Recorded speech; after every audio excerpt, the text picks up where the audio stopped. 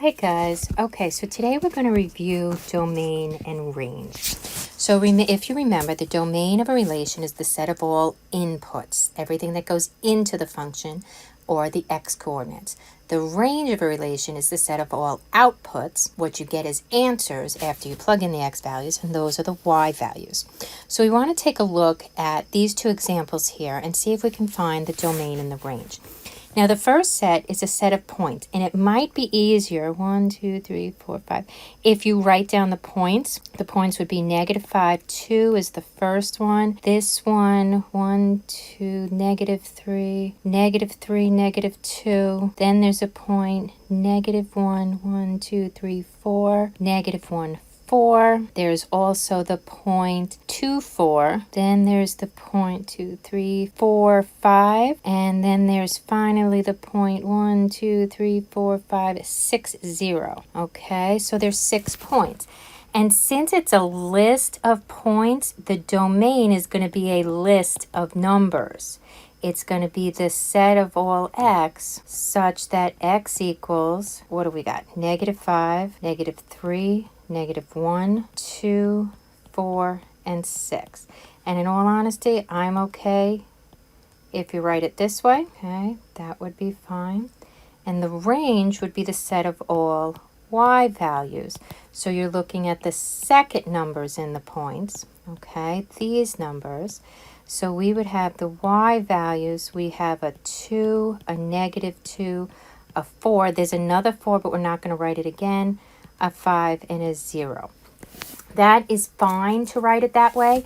You will oftentimes see that people will put them in order from smallest to largest. Does it matter? Absolutely, positively not. Okay, they're both correct. But please don't put the 4 in there twice. Okay? Now the next example is a mapping. And what this does is it maps 1 onto -2, 1 onto 6, 3 onto 5. You just follow the arrows. 5 onto 6 and 5 onto 9, which means we have the points 1, -2, 1, 6, 3, -5, 5, 6, and 5, 9. Okay?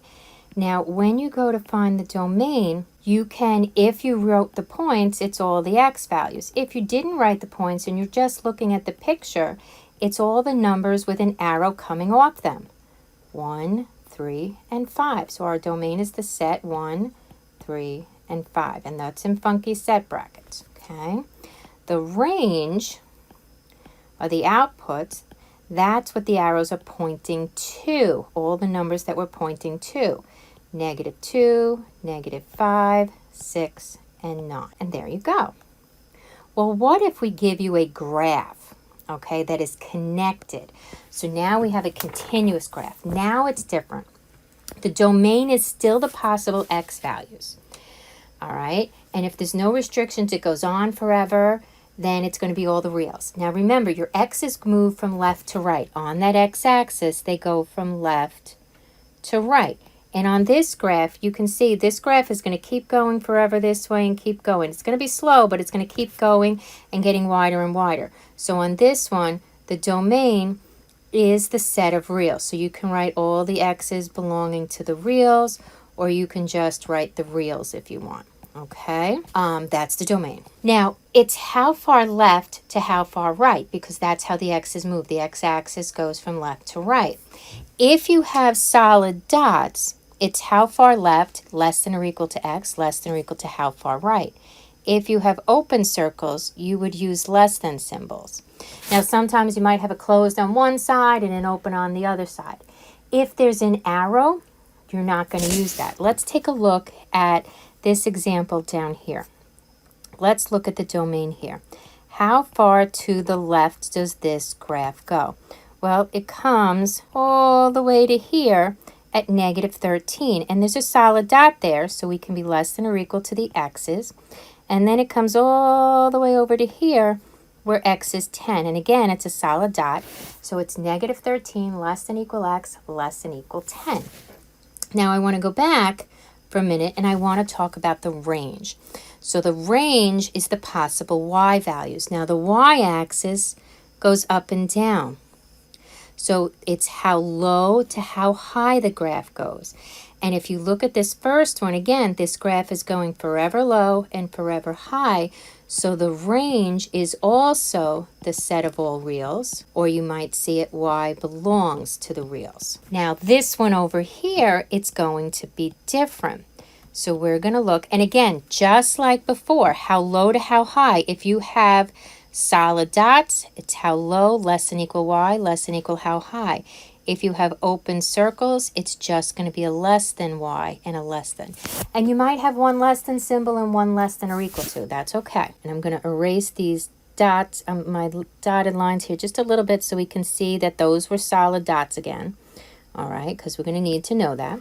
Now, how low does it go? It goes this low, which is -5, and it's allowed to be -5, so less than or equal to y, less than or equal to how high does the graph go? Well, it goes this high, which has a height of 8. So there's our range, okay? Let's look at the next one. So now this one, if we look at the domain, we want to know how far to the left does the graph go. Well, it goes all the way over to here, which is -1, 2, 3, 4, 5, 6 is -6, but there's an open circle. So it's just less than x, okay?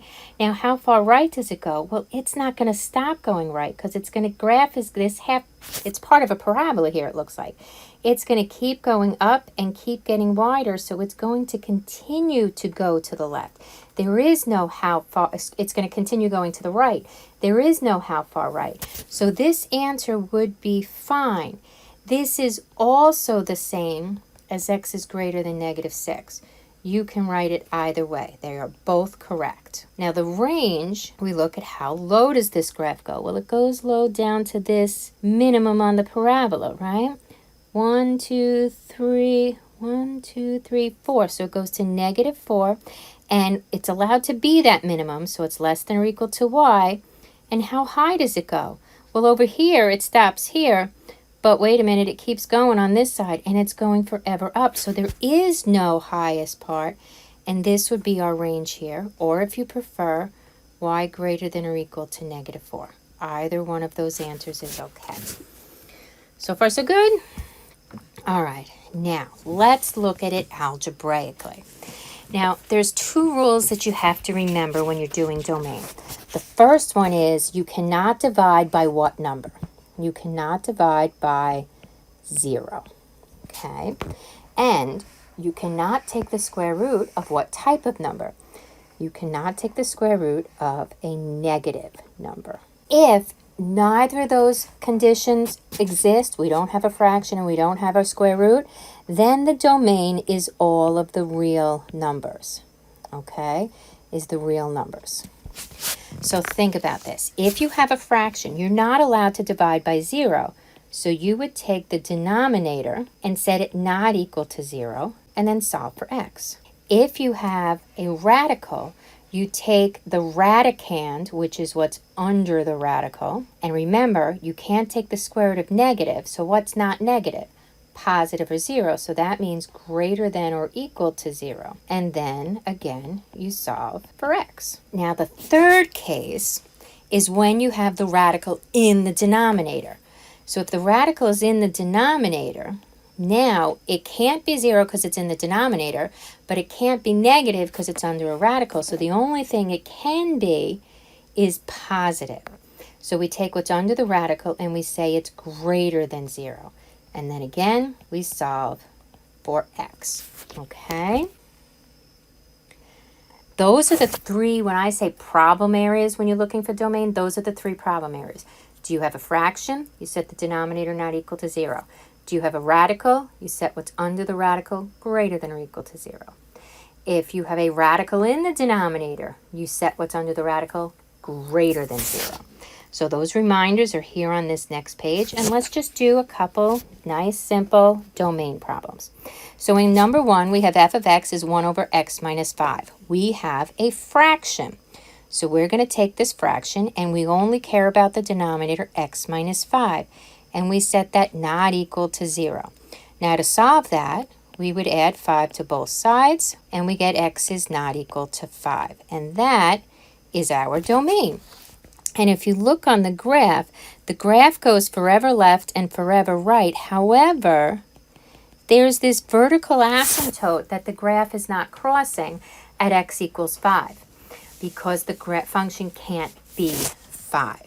Okay, let's look at the second one. F of x is the square root of x plus 4. So now we have a radical. So we can't have a negative under the radical. That means that x plus 4 has to be greater than or equal to 0 because it can be positive or it can be 0, but it can't be negative. To solve it, we subtract 4 from both sides, and x is greater than or equal to negative 4. And if you look at the graph, okay, this graph starts right here at negative 4, and it goes forever to the right. So that's all the x's that are greater than or equal to negative 4. Now the third one, we have f of x equals 1 over the square root of x minus 2. So we have a fraction and we have a radical in the denominator. So this time, the part that's under the radical, it has to only be positive because it can't be negative with the radical and it can't be 0 because it's in the denominator. And if we add 2 to both sides, we would find that our domain is x is greater than 2. Okay, and if you look at the graph, you can see there's a vertical asymptote here at x equals 2, and then the graph is only to the right of that vertical line. That is all the x's that are greater than 2. So remember, your domain is your inputs, your range are your outputs, your domain is how far left to how far right, your range is how low to how high, and algebraically, the domain, if you have a fraction, the denominator can't be 0. Radical, you can't have a negative under a radical, and if that radical is in the denominator, it can't be negative or 0. Okay, guys, I'll see you in class.